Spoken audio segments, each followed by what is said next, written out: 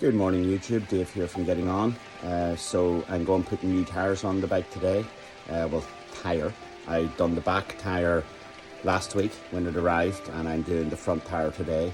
So not a great day. I'm fortunate enough that I have this pergola out the back of the house so I can work in a dry area with good daylight. So let me go through the steps getting the wheels off, or the wheel off, and I'll bring the tyre to the tyre centre. So at the front wheel, the first thing you should do is loosen off this spindle stroke axle bolt. Then you can loosen off the pinch bolts on each side.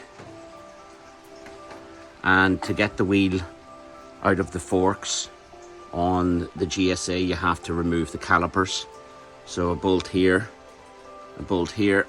that's on the left caliper. On the right caliper, it's the same, bolt here, and just lift them up out of the way.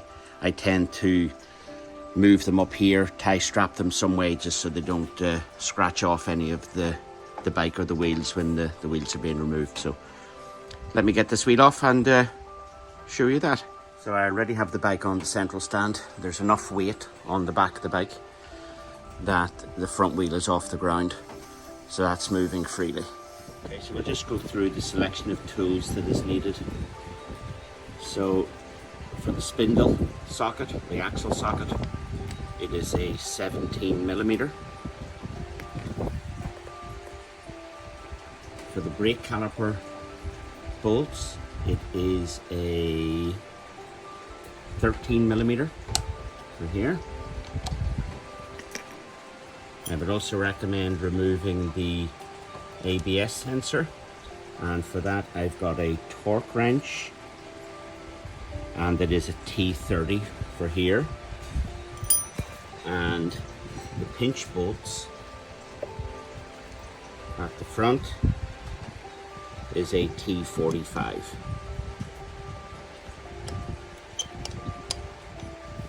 You can get it to go in. No, T45 for there. There is torque settings for all of these. I have them on a picture on the phone, so I'll go through the torque settings once I'm putting the wheel back on.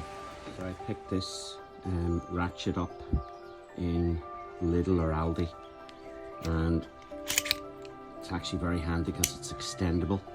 So you can make it smaller, make it bigger to get more leverage on whatever I'm trying to loosen or tighten.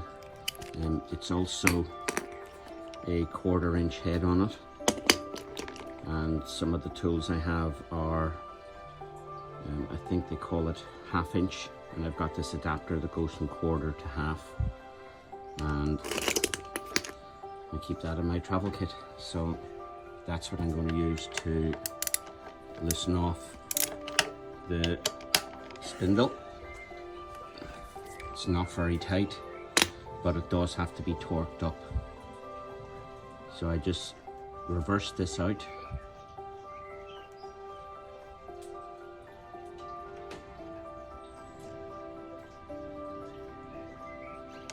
Just reverse it nearly all the way. Now I'm going to undo the caliper bolts while I've still got the wheel on, while the bike is still safely held up.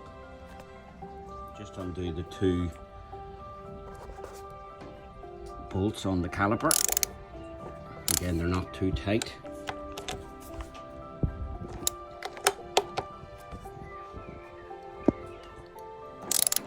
Apologies guys, this one-handed action isn't the easiest while you're trying to do something and record at the same time. So I'll do the same on the other side. Just reverse out the 2 bolts.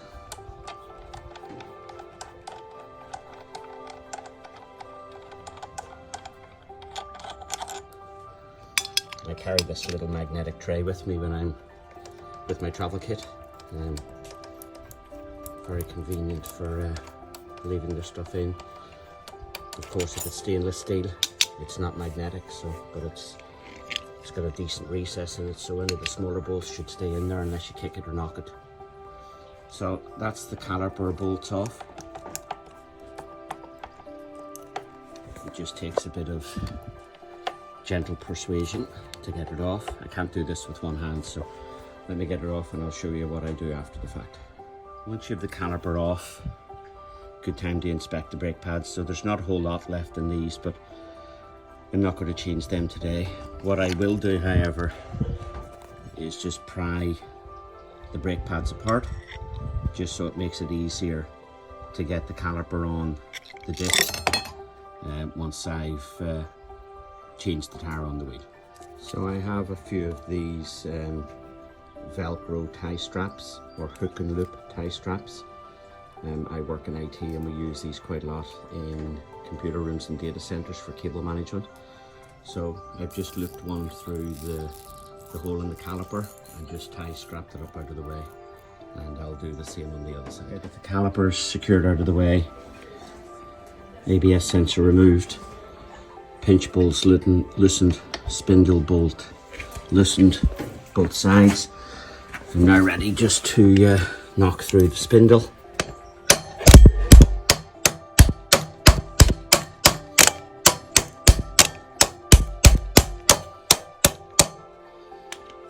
So that's the spindle out enough the other side that I can grab it and pull it through, and then the wheel is ready to come out.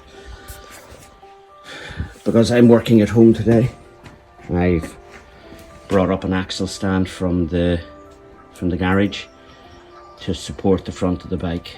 So what I typically do is, once the wheel is taken out, I feed the spindle back through, then use the axle stand to support the spindle so the bike doesn't come off the rock forward and come off the central stand. Another thing you may need to do to get the spindle further out so that you can get a good hold of it is, if you carry any extensions, put the extension in to the spindle hole and use that to tap the spindle through. So I'll do that now, but I can't do it with holding the phone, so I'll show you when the spindle's out the other side. So with the spindle out, the wheel will just naturally drop, so it just rolls out. But before I fully roll it out, on the ABS sensor side of the wheel, which is the left side if you're standing at the back of the bike, you've got this spacer. Take the spacer out, put it somewhere safe. There is not one on the left side of the bike. You'll see that the end of the fork leg has a protrusion, and that, well, sorry, it's the same on both sides, but there's only a spacer on the ABS sensor side of the wheel. I've learned this from the past where I was looking for it. I would have assumed there was two. I even went as far as going back to the tyre centre to see if I dropped it there, but on further investigation there is only one spacer. But it is hard to tell because, I shall see here, the recess on the ABS sensor side of the bike is pretty much the same as on the non-ABS sensor side of the wheel. So with the wheel out, I just put back the spindle.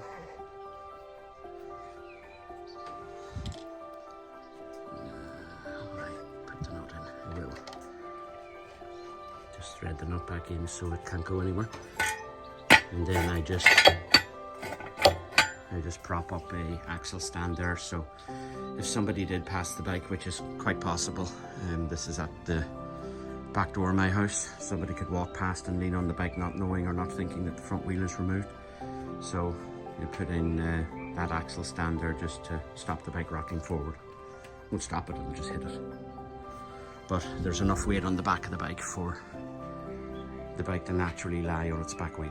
If I was doing this at the side of the road, I would try to find something that I could use to prop up. So at home here I just have a piece of 2x4, and you could just set that in there, prop it somehow, maybe even stuff a rag up in here just to keep the piece of timber in place if you're out in the bush or out in the wild doing this. Just try to find something around you. If not, then just make sure that the back of the bike is adequately weighed down. So there's the wheel off. This time around, or the last time around, I went with the Bridgestone AT41s. I never had any issues with the tyre. I didn't think they wore very well. So here is my new tyre. I've decided to go back to the A41s. As I said, I wasn't 100% keen on the AT41s, and in reality, bar I've made a mistake, I don't bring that off-road. I do some loose gravel, some chipping, some stones, that type of thing, but it's never really going into mud. The thing's just too heavy. I've got a tenere for that. So it's going to be off with the AT41 and back to the Battle Axe A41.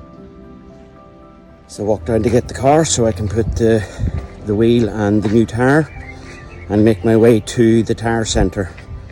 So for a while I was never changing my own wheels, always just to bring the whole bike to the motorbike shop and they take care of it. So for a while I actually thought that changing a motorbike wheel or the tyre on a motorbike wheel was specialist, but it's not. You can bring it to any car place that changes tyres. Most of them will have these plastic stroke rubber caps that go on the grips that hold the wheel while they take the tyre off. If not, just ask them, do they have them? For cars, it's not really a thing because the inside of the wheel of a car isn't seen. Now, they don't want to go marking your alloys or your wheels out either. But for motorbike wheels, because you can see both sides of them, ask them, can you put the plastic caps on the grips that hold the wheel onto the tyre changing machine? But one thing to do if you're bringing your motorcycle wheels to a conventional car tyre centre is ask them about the plastic or rubber clamps for the grips.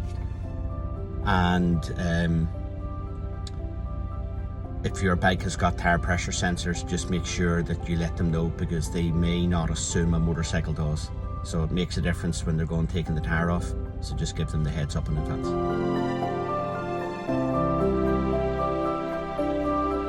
This is where I'm bringing the wheel to get the tyre changed today. I've been using Jerry McGrath tyres for several years now. Fantastic team. Jerry's an absolute gentleman and he's got a fantastic facility here on the outskirts of Loughrea in County Galway. This is the wheel up in the tyre machine. You can see the guys here have got additional attachments on the tyre machine for removing the tyres off the rim rather than metal against metal. Machine, but they can't balance the front wheels on motorcycles because the spindle is too big, but they can balance the rear wheel of a GS or possibly any other motorbike with a large central hub. Okay, so just back from the tyre centre, coffeed up and ready to get this wheel back onto the bike, so stay with me and see how it goes. Okay, so the first thing I'm going to do is remove the spindle. I'm going to give it a clean, grease it up and get the wheel offered up. Okay, removing the spindle is relatively easier when the wheel is out. There's less friction on it. So let me give this a clean and get grease up onto the whole thing. So I just do an inspection of the bearings and the recess where the spindle goes, and I'll just give that a clean using one of my best T-tires. Our leadership will be best pleased.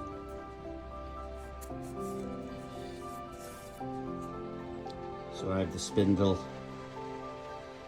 coated in copper grease, and I will offer in, just have it sitting flush to the right fork at the front. So if you're sitting on the bike, this is the right fork. And I can't do the next operation while holding the phone, so I'll put the wheel in place, push the spindle through, keeping an eye on the spacer to make sure the spacer doesn't pop, and the spindle will come out the other side. So I have some copper grease. I'm going to apply some grease in around where the bearing goes, or the bearing that moves there. Just put some copper grease in there and do the same the other side. So this should be enough. I'll just apply it in here.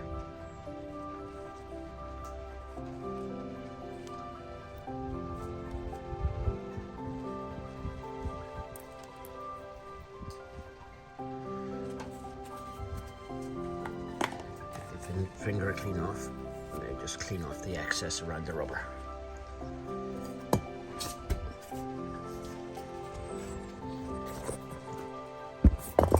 Sorry for the phone movement.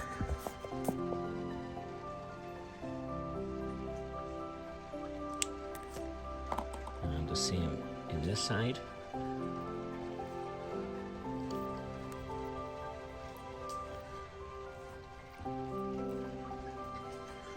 And remember, this is the side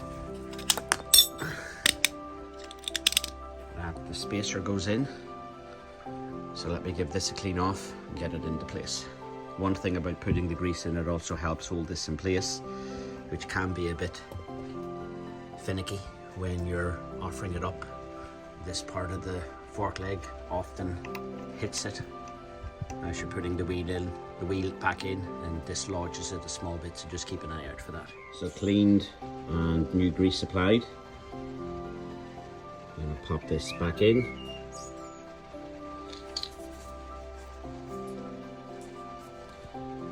Just give the area a clean there. And as I said, the grease helps hold this in place.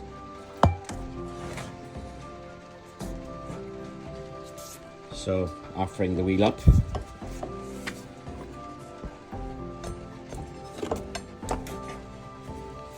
So, as I said, as you're putting it in, it can dislodge. So I have the spindle coated in copper grease, and I will offer in, just have it sitting flush to the right fork at the front. So if you're sitting on the bike, this is the right fork. And I can't do the next operation while holding the phone, so I'll put the wheel in place, push the spindle through, keeping an eye on the spacer to make sure the spacer doesn't pop, and the spindle will come out the other side. Okay, so I have the spindle, or the axle as some people call it, back in. The wheel is spinning nice and free in both directions. So I've put the Battle Axe A41 back on. I'm moving away from the AT41 that I had on it before. So let me get the ABS sensor in. The calipers have to go back on. I have them just strapped up out of the way. And I have another exercise to do in the bike before I tighten everything up. So just put back in the bolt on the left side front fork.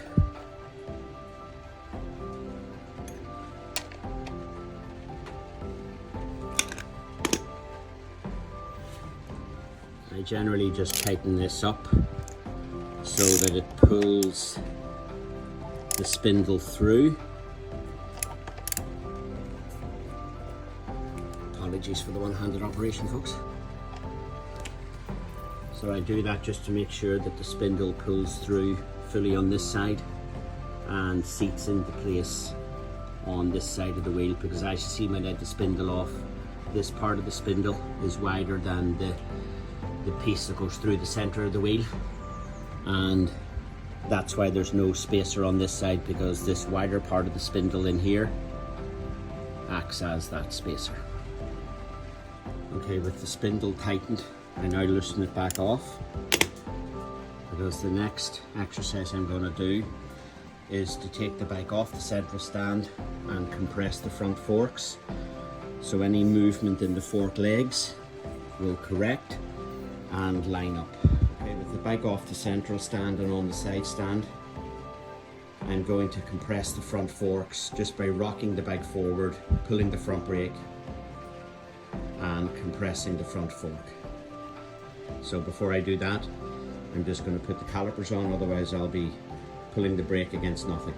So if you recall, before or just after I took the calipers off, I used my bead tool just to push the brake pad against the piston, so it makes it easier to get the caliper back onto the bike.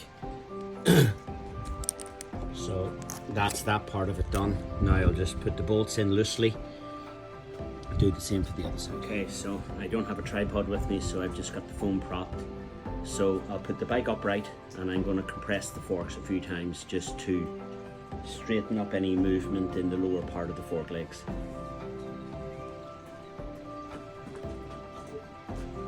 So the bike is upright, handlebars are straight, just rock backward. Pump the brakes now to get the brake pads positioned again. So rock backwards.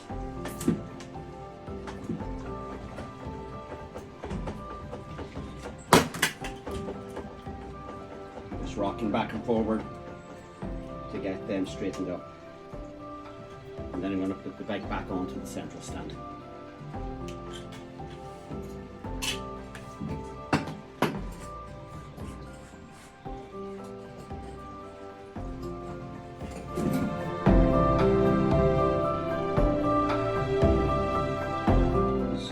My torque wrench, I'm going to first torque up the axle, and that is to 30 Newton meters with a 17mm socket. So the lowest setting on my torque wrench is 27, so that's it set at 27, so I have to index this around 3 notches to get it to 30. Torque wrench set to 30. I'll just tighten this up.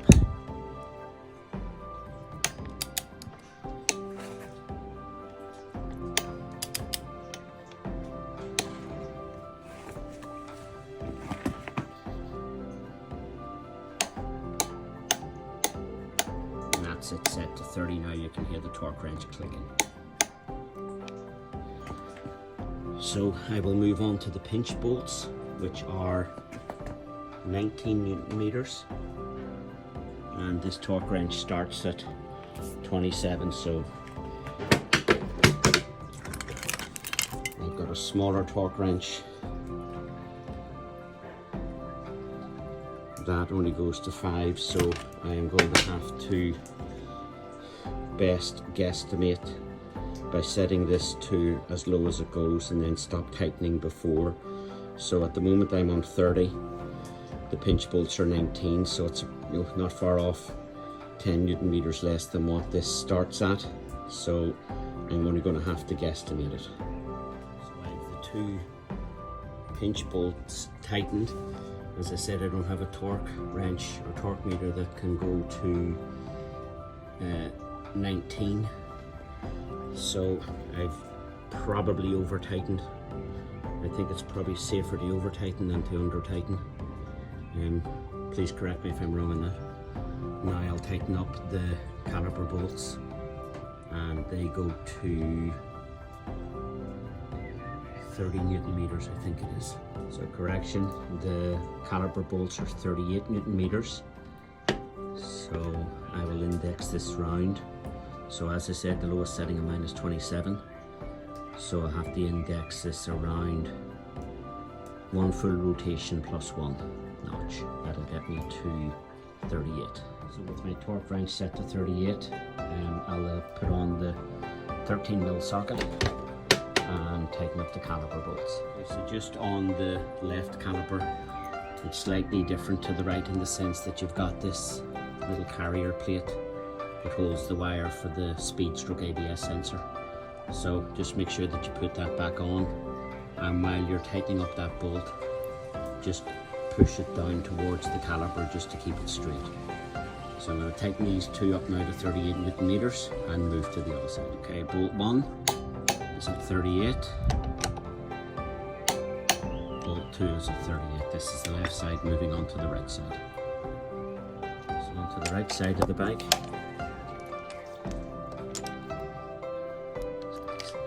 more finger tight.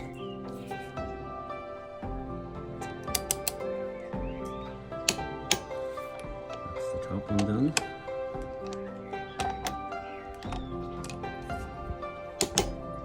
And the bottom one done. Just double check. That's good. I'll just give the brake a bit of a pump just to put the brake pads back into position, and that is nearly it. I have to tighten this one up to 8 Newton meters, and I will use this which goes to 5 and then just tighten a little bit more. So with my handheld torque ratchet, torque screwdriver, this is a maximum of 5, so I've taken the little red line off the scale, and I'll just over tighten slightly with this. So in position, that's already locking there. So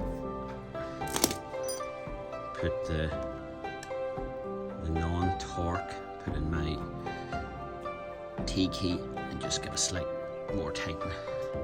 I will buy a torque wrench that goes from, let's say, 0 to 40, and probably stop carrying this because it only goes 0 to 5 or 1 to 5, which isn't really of much use. Before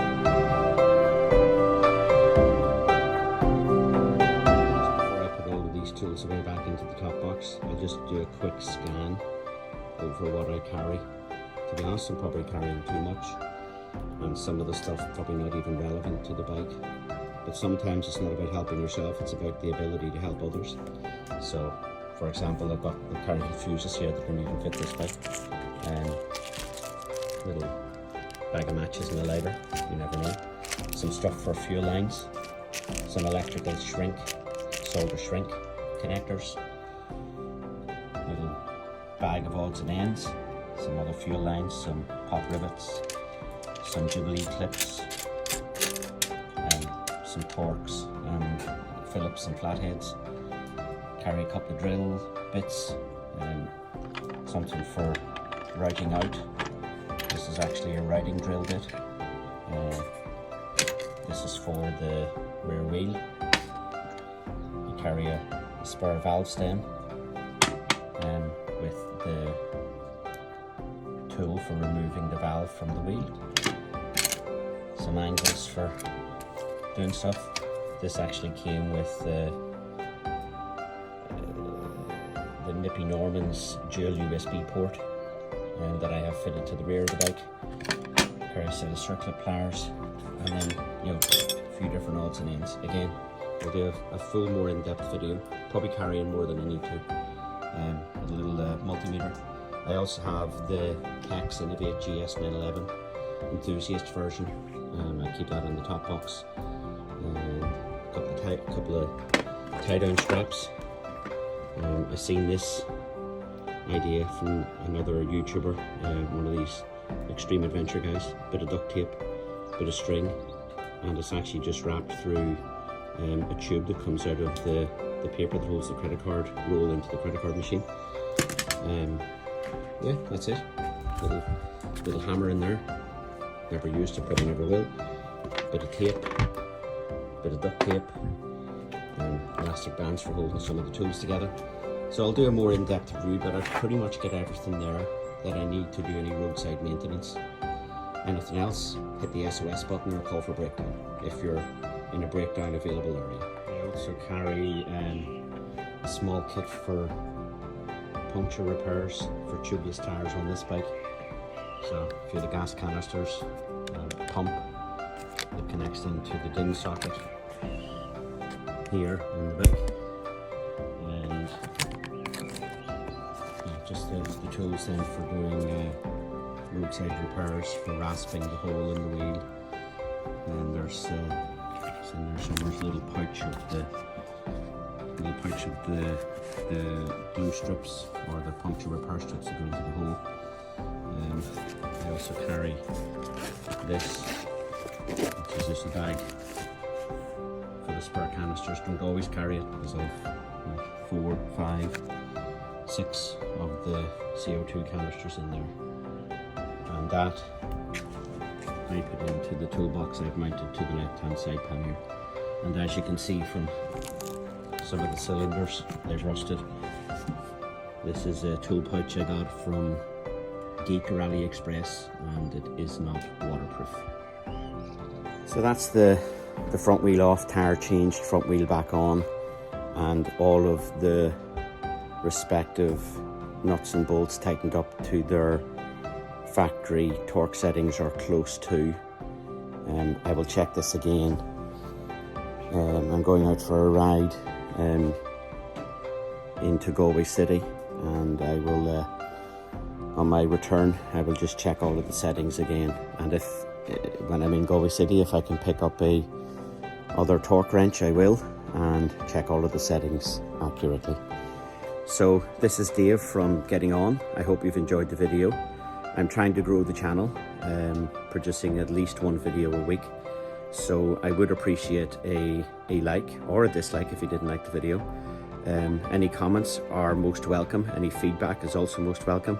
And most of all, guys, I'd love some new subscribers. So please consider subscribing to the channel. And until the next time, thank you for your time. This is Dave from Getting On.